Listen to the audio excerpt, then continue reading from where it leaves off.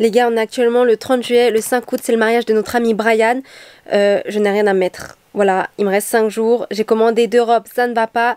Je suis partie en magasin essayer, ça ne va pas non plus. La seule solution que j'ai trouvée, c'est de m'en créer une. J'espère que ça va le faire. Je suis stressée.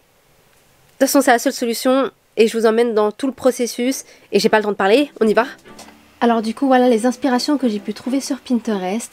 De base, je voulais bien partir sur ça, mais je pense pas que ça peut m'aller. Comme vous voyez, là, ça va être plus des robes avec la jupe volumineuse. Vu que moi, j'ai une morphologie en H, ma carrure est autant large que mes hanches. Alors, ce qui me va le mieux, c'est les décolletés et les choses volumineuses au niveau du bas. Et aussi que ma taille soit bien cintrée. Alors, comme vous voyez, là, c'est cintré ici, c'est cintré. J'aime beaucoup le dos nu qui est ici. Et voilà, c'est très mignon. C'est beaucoup de blanc, mais vous inquiétez pas, je ne serai pas en blanc. Honneur à la mariée. Voilà. Et du coup, j'ai fait un petit mood board. Du coup, comme vous voyez, j'ai gardé la jupe volumineuse, comme vous voyez là partout, avec la taille qui est resserrée. Donc, bien sûr, je vais faire une fente pour que ça soit bien sexy caliente. Et au niveau du haut, je vais partir plus sur un bustier pour bien marquer ma taille. Et pourquoi pas affiner aussi, aider à affiner. Et il y aura un lassage aussi derrière. Et au niveau des bijoux, ça sera du doré. Voilà, c'est ce qui me va le mieux de toute façon. Et je vais vous montrer le résultat sur Illustrator. Voilà ce que j'ai pu dessiner.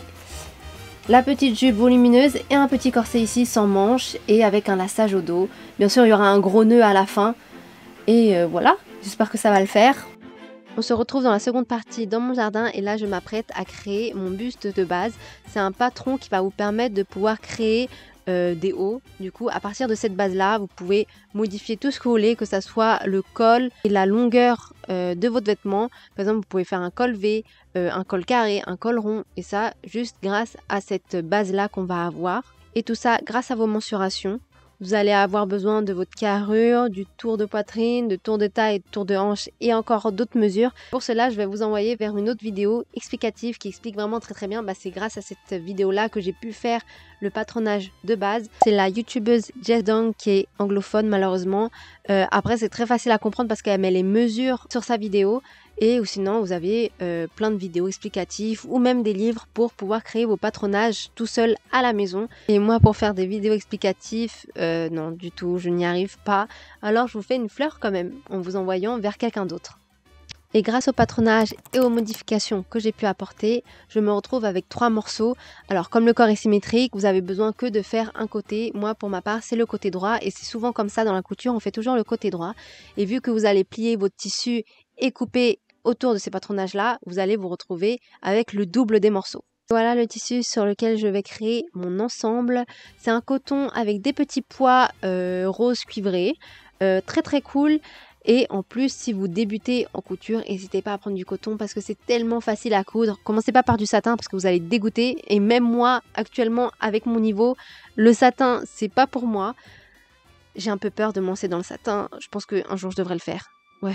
On va venir couper tout autour des tissus. Et le truc, dans la pièce milieu devant, vous le coupez au pli pour que quand vous le dépliez, ça fait la symétrie.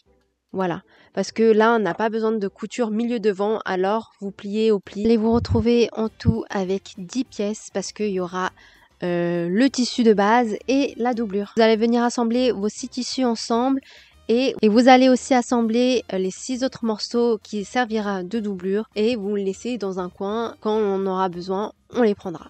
Pour la prochaine étape, on aura besoin du coup des baleines. C'est ce bout de plastique là qui va permettre à donner de la forme au bustier. C'est ce qu'on met pour rigidifier, on va dire. Et je vais vous montrer comment l'utiliser parce que moi c'est la première fois que j'utilise ça. Et vraiment c'est très simple. Juste, je vous donnerai un conseil après parce que moi je ne l'ai pas appliqué et j'ai bien souffert toute la soirée. Tout d'abord, vous allez venir créer des petits crans grâce à vos ciseaux pour pouvoir marquer l'endroit où vous voulez mettre vos baleines. Et grâce aux chutes de vos tissus, vous allez venir créer une bande d'environ 1,5 ou 2 cm pour pouvoir créer l'emplacement où mettre les baleines. Vous allez venir épingler tout ça bien droit le plus que possible et vous allez venir coudre au bord de chaque bande que vous avez fait pour laisser place au milieu, un espèce de tunnel pour que les baleines puissent rentrer convenablement en fait. Autour de la doublure d'être assemblée, là on va assembler comme le premier assemblage qu'on a fait pour le tissu devant. Rien de compliqué, en plus vu que là on met pas les baleines, Vraiment, c'est fastoche. Je vais faire déjà ma première erreur, c'est de vouloir créer un empiècement pour mon bustier, car je trouvais ça un peu trop petit, mais c'est sans réfléchir au lassage, parce que du coup ça va laisser moins de place au lassage et normalement le charme du bustier c'est d'avoir un beau lassage. On va du coup venir assembler endroit contre endroit le tissu de base et la doublure pour pouvoir faire de belles finitions, et j'assemble ça à 0,5 cm sur tout le contour. J'étais vraiment très contente parce que mon bustier était presque fini, mais le truc c'est que vous voyez les pointes faisaient que de tomber et la seule solution c'est du coup de rajouter des baleines. J'ai dû aller en acheter, voilà, j'en avais pas assez, mais pour me changer les idées j'ai quand même commencé à faire ma jupe et je me disais que j'allais revenir peut-être plus tard au bustier. Pour la création de ma jupe, je vais venir créer la ceinture et tout simplement en faisant des bandes de la largeur que je veux. J'ai pas gardé une grosse ceinture comme ce qui était sur mon mood board parce que je préfère une petite ceinture, une moyenne on va dire. Et je vais en couper 2 morceaux pour l'envers et l'endroit. Et je vais les laisser de côté pour pouvoir attaquer vraiment à la base de la jupe. Et je vais venir froncer ma jupe vraiment à la main. Je vais faire une couture avec un grand espacement de piqûre et venir tirer un fil à la main. Faites attention de ne pas trop tirer fort parce que le fil pourrait se barrer et vous allez recommencer. Alors il faut vraiment faire ça très très doucement. Je vais venir ensuite faire pour chaque extrémité de la jupe les finitions. J'ai fait un petit tourlet au niveau de l'endroit où il y aura la fente. Et après avoir mis la jupe sur moi, j'ai bien aimé le fait qu'à l'avant il n'y avait pas de fronce et que c'était que sur le côté. Et du coup ça amplifiait encore plus les hanches. Et du coup je vais venir faire une couture de sécurité pour bloquer tous les fronces. Là, on va commencer à assembler la ceinture et la ceinture est en 3 morceaux. 3 morceaux pour le tissu normal et la doublure aussi en 3 morceaux. Du coup, ça fait 6 morceaux. Et au milieu d'eau, il y aura une ouverture. Je vais insérer une fermeture à glissière. Je vais venir dégarnir toutes les pointes de la ceinture sur l'envers pour avoir des pointes propres et bien pointues.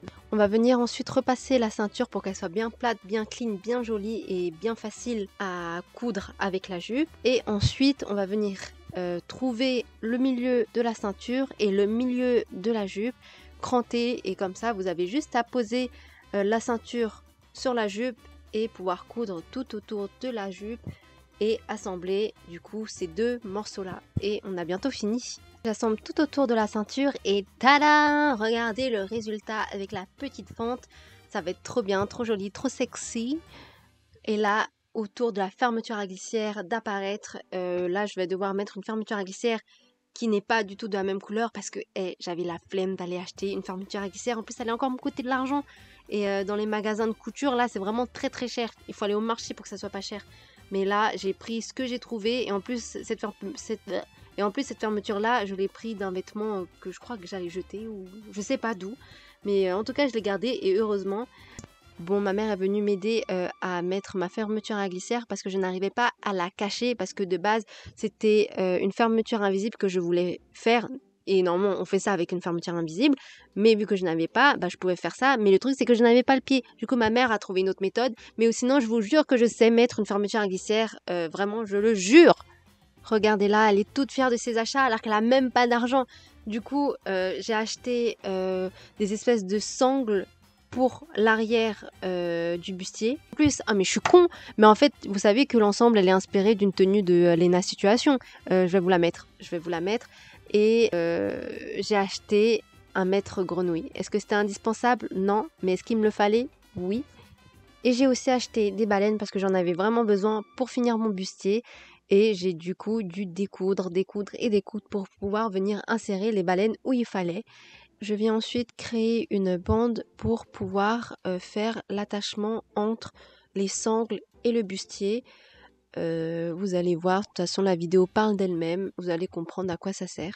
Je vous laisse avec des plans à esthétique parce que vous savez très bien que moi j'adore ça. Et ça fait une petite pause dans la vidéo.